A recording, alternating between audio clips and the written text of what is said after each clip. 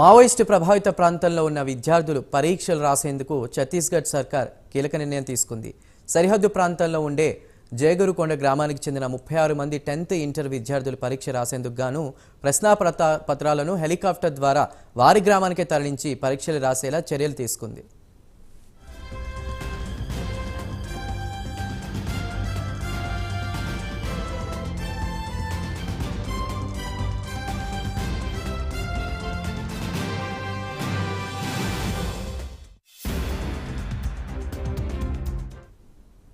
సుకుమా జిల్లా కేంద్రం నుండి జయగురుకొండ గ్రామం 94 కిలోమీటర్ల దూరంలో ఉంటుంది. అయితే ఇక్కడ విద్యార్థులు పరీక్షలు రాయాలంటే జిల్లా కేంద్రాలకు వచ్చి నెల రోజుల తరబడి అక్కడే ఉండాల్సిన పరిస్థితి ఉండేది.